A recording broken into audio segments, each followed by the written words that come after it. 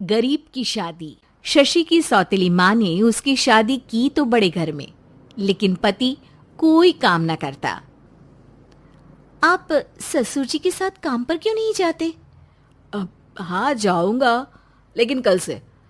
आज जरा मैं दोस्तों के साथ घूमने जा रहा हूं। शशि के दो बच्चे होते हैं, लेकिन रमेश का हाल वैसा का वैसा ही रहता है। एक दिन, सुनिए ना, बच्चा रो रहा है, इसके दूध के लिए पैसे नहीं है। अरे तो पिताजी से ले लो ना। क्यों? अगर आप में कमाने की क्षमता नहीं थी तो शादी क्यों की? तभी घर आई बड़ी ननद बोल पड़ती है।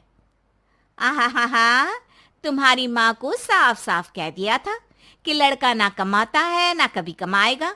हम चार चार बहनें हैं इसका ख्याल रखने के लिए, और पिताजी का इतना सारा पैसा, तुम्हें किस चीज की कमी रखी है? लेकिन थोड़े ही सालों में तकदीर बदल जाती है। शशि का ससुराल गरीब हो जाता है। सब बिकने के बाद शशि अपने पति, बच्चे और सास के साथ किराए के मकान में आ जाती है। मैं कोई नौकरी करना चाहती हूँ दीदी। अरे इतने बड़े घर की बहू थी शशि, तुम नौकरी करोगी? नहीं नहीं नहीं नहीं। नहीं करूंगी तो घर कैसे चलेगा? बच्चों को भी तो पालना है ना। तभी शशि का भाई आ जाता है।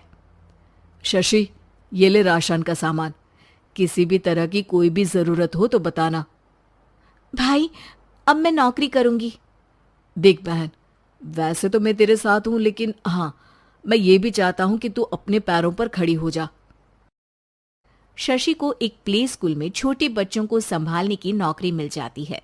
एक दिन, शशि, मेरे स्कूल को अब तुम संभाल लो। मैं कुछ दिनों के लिए अपने बेटे के पास जा रही हूं। लेकिन प्ले स्कूल अकेले मैंने कभी नहीं संभाला है। अब ये सब मैं नहीं जानती। इतने महीनों में तूने जो देखा, बस पूरे आत्मविश्वास के साथ उसे करना। शशि नीलम के जाने के बाद पूरे 1 महीने उसका स्कूल अकेले संभालती है, और फिर एक दिन आता है जब वो अपना खुद का स्कूल भी खोल लेती है। वाह शशि, तुमने आज मेरा सर गर्व से ऊंचा कर दिया।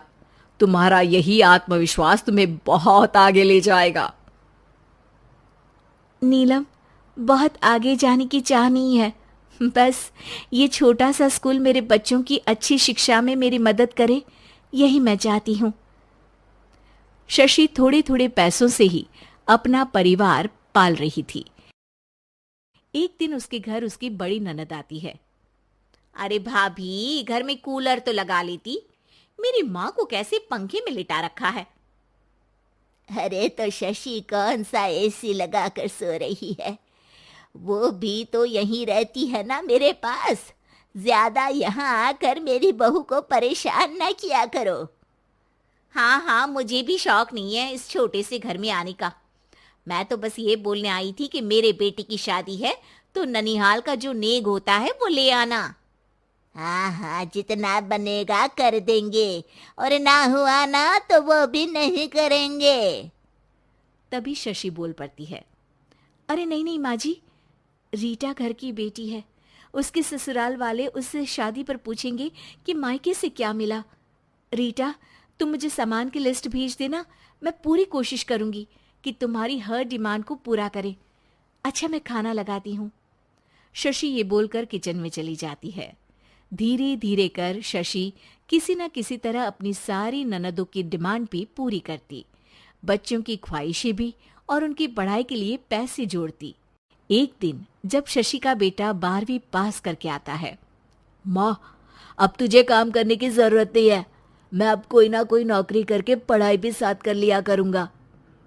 शशि को लगता है कि बेटा और आगे पढ़ाई करे, लेकिन वक्त की मार के कारण वो बेटे को काम के लिए हाँ कर देती है। अब बेटा एक बैंक में चपरासी बन जाता है। लड़का देखने में तो बड़ा अच्छा है, अंग्रेजी भी पटर पटर बोलता है, फिर चपरासी क्यों? लड़का सारी बात मैनेजर को बता देता है। अच्छा, तो मैं तुझे एक मौका देता हूँ।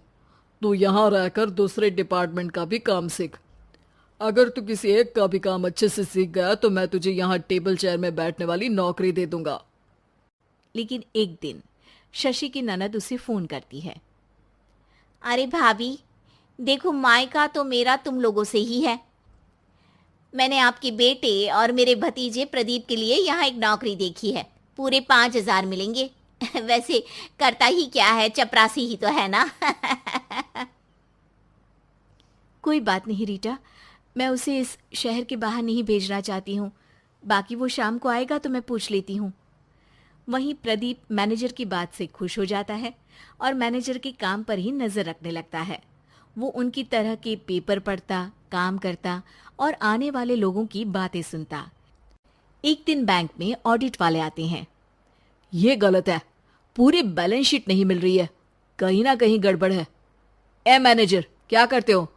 बैंक के पैसों का हिसाब सही नहीं है। मैनेजर के पसीने छूट जाते हैं। तभी प्रदीप वहां जाता है।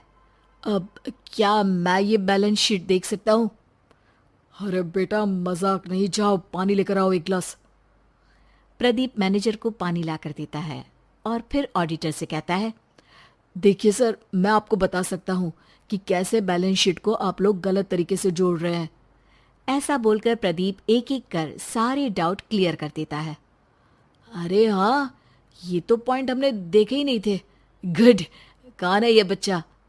तभी मैनेजर बोल पड़ता है, अब हमारे यहाँ अकाउंट में नया आया है। ऑडिटर के जाने के बाद, वाह प्रदीप, आज तो तुमने मेरी नौकरी बचा ली। और आपने भी तो मेरी नई नौकरी लगा दी, अकाउंटेंट की। बस फिर क्या था, प्रदीप ने एक बार जो सफलता की सीढ़ी चढ़ी, बस चढ़ता ही चला जाता है। फिर एक दिन शशि की ननद, अरे भाभी कैसी हो? घर को तो बड़ा ही सुंदर चमका रखा है। अरे बेटी, कैसे आना हुआ? तू तो इस छोटे से घर में आना भी नहीं चाहती थी। कोई खास काम है क्या? अब हाँ, वो माँ, मेरा जो मजला बेटा है ना, वो अकाउंट से पढ़ाई कर रहा है, तो प्रदीप से बोलकर उसकी भी कहीं अच्छी नौकरी लगा दो ना। सास और शशि समझ जाते हैं कि कैसे पैसे आते ही लोगों के बात करने के तरीके से लेकर रिश्ते निभाने तक में बदलाव आ जाता है।